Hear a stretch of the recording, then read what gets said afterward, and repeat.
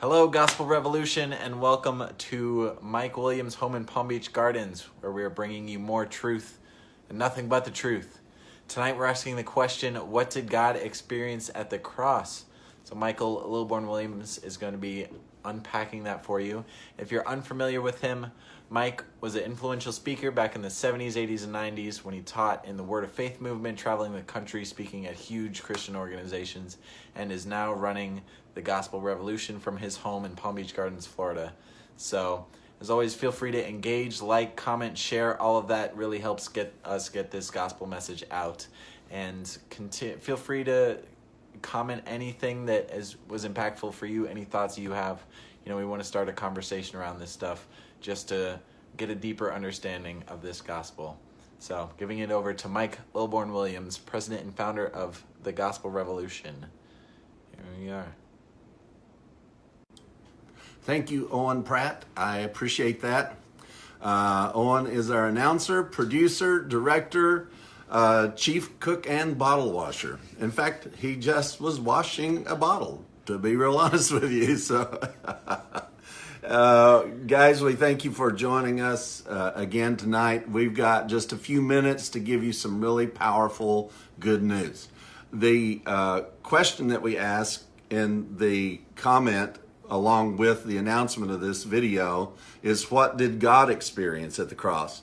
All of the time, every Christian message is about what man experiences at the cross. But I think it's a fair thing to ask, did God experience something at the cross also? Now, I don't think God needed to get saved, but that doesn't mean he didn't experience something himself. We find in Ephesians chapter 2, it's hard, you guys know it's hard for me to start in the middle of a chapter. I'd prefer to start in chapter 1, verse 1, but we'd be here all night. So we're trying to divide this up for the benefit of not only hearing, but sharing these messages with people with some brevity to where that people will actually stop and take the time to listen.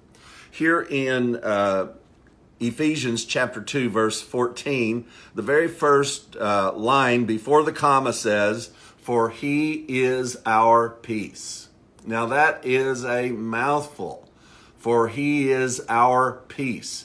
Now, this word peace does not mean, this evening as I was getting ready to do this session, I decided I'm going to type in Gospel of Peace into Google. It's amazing what you can Google these days. And everything that I looked at made reference to the gospel of peace as a sense of tranquility. This wonderful thing that you can have peace in your heart. But this term peace that is described by Paul is much more indicative of a cessation of hostilities. It's like a peace declared, a peace that was declared upon us and for us, not a peaceful state of mind or heart. So what we're talking about here is that he, Christ, is our connection to, not our connection to, he's it. I don't want to misuse these terms because he is it. He is our peace. Now let's look and see what he is our peace concerning. It says, "For he is our peace, who hath made both one." So what we are looking at here first is that how was peace achieved?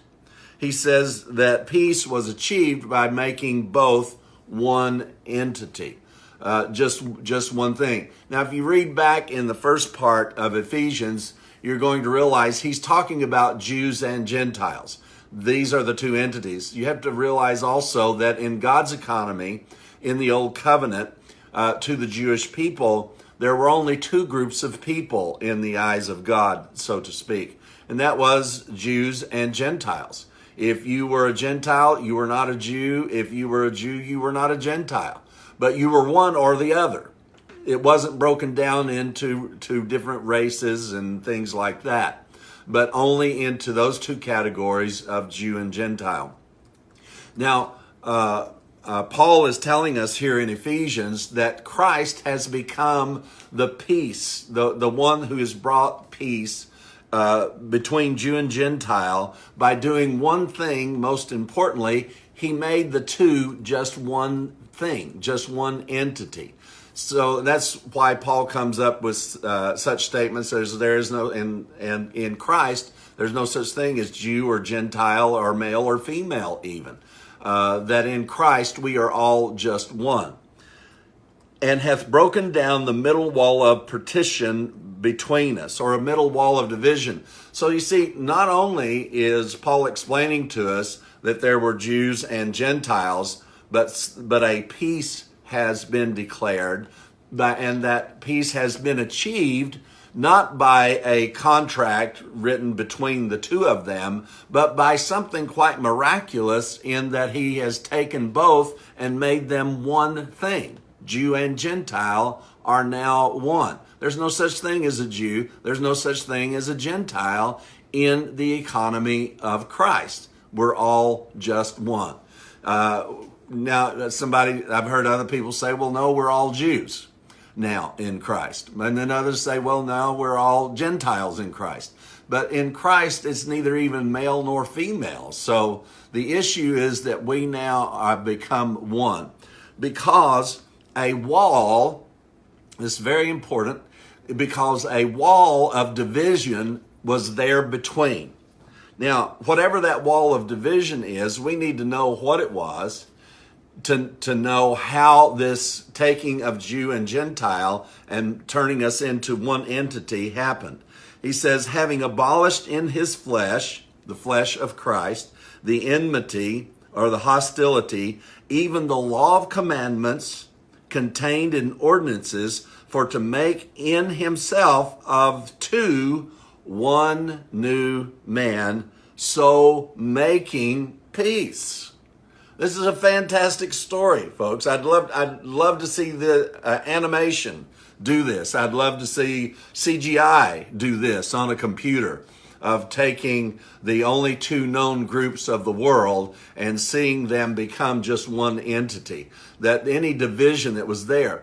Also understanding what was the thing that divided. And according to Paul's teaching here in Ephesians, now remember, Paul was a Jewish man. Paul was a Jewish man. Not only was he a Jewish man, he was a Pharisee. He was very experienced in the law. He was very experienced in Judaism. And Paul is explaining here how that the law was a dividing thing between Jew and Gentile, and that Christ abolished that. So if you're going to take two entities and make them just one entity, then the only way that you can do it is, first off, remove the dividing thing, the thing that keeps one over here and one over there. You can't take two and make them one if there's something keeping them separate. So what did Jesus do first on the cross? He took the law and did away with it. So now he has two separate people, but nothing dividing. Then he says to make in himself. So now where did Jew and Gentile go? It's like Jew and Gentile, poof, they're gone. They don't exist anymore. Where did they go? Where did the Jew go? Where did the Gentile go? You see, both went into Christ on the cross, according to this story that we're going to be reading here. And when they went into Christ, now think about this. Now, Christ came here as God in the flesh. So now what do we have? We have two entities that have become one. The two entities as one have now gone into Christ. There's no choice here, folks. This is not an invitation, just as I am. God, please accept me. This is something that God did of his own volition, by his own decision, and was planned out before the foundation of the world that this is the way it was going to be. And it says that to make in himself of the two one new man, and that's how he made peace. That's how the cessation of hostility between Jew and Gentile and God and man was accomplished. Verse 16 says, and that he might reconcile both unto God in one body. Wow, we're just narrowing this down just step by step. We have two different groups of people on earth. We have a man on earth called Christ. We have a man on earth who has torn down the wall between Jew and Gentile. We have identified the thing that divided them up into two different groups. We have identified that Jesus did away with that. We've identified that Jesus pulled both into himself. And now look what he is doing. He is now taking himself and both back into God himself. Wow. This sounds like a solution to the issue of conflict and war on this earth. Look at this. And that he might reconcile both unto God in one body by the cross, having slain the enmity or the hostility thereby. So he did all of this reconciliation by his body hanging on the cross. Now, I want you to think about this wall just a moment. So now he not only said there was enmity or hostility that was created, he said that the law was the dividing force here. And he said it was a dividing force, not a uniting force.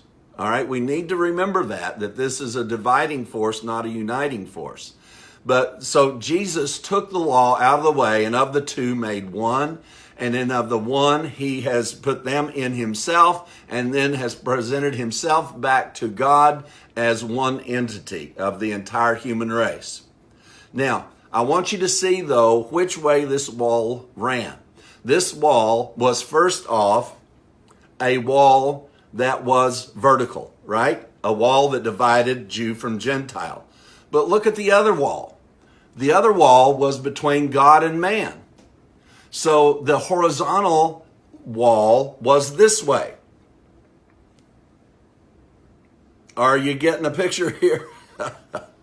And Jesus took this law and nailed it to his cross.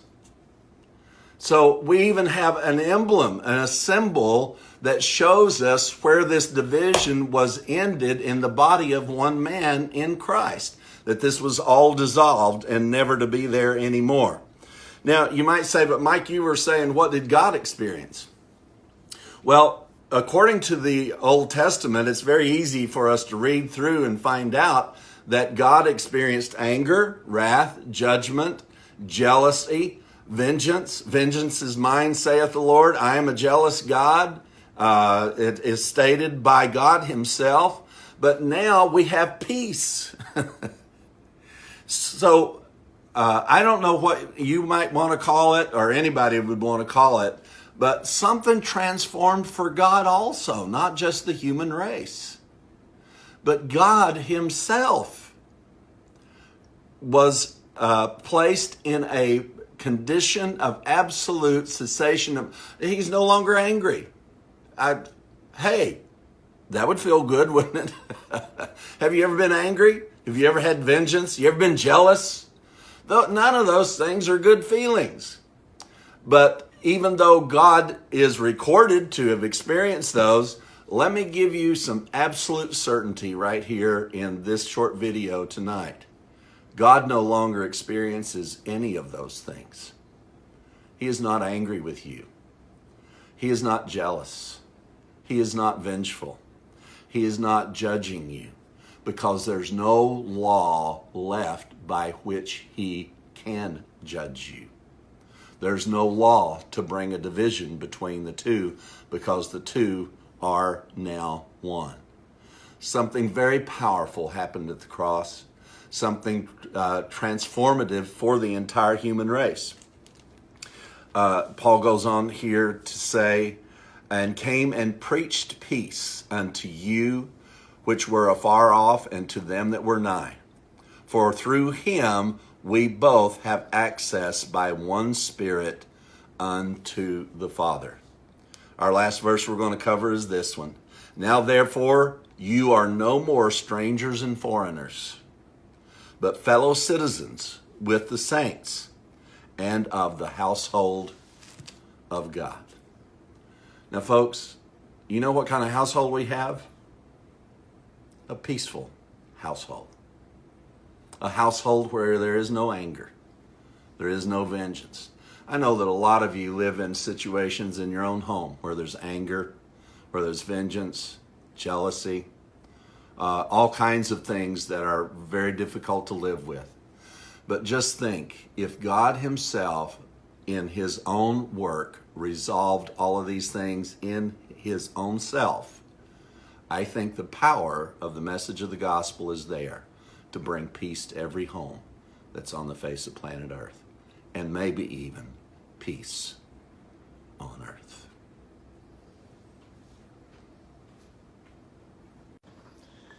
Wow, a powerful message.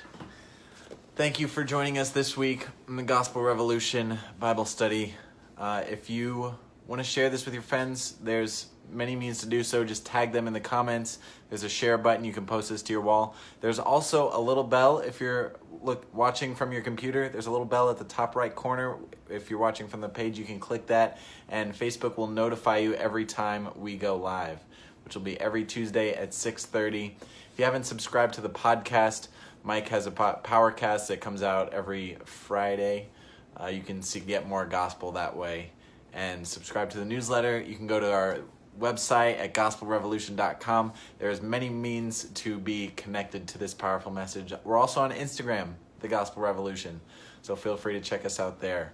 We want to continue providing truth to you in a way that will transform your life, so continue to love on, and we will see you next week. Thank you.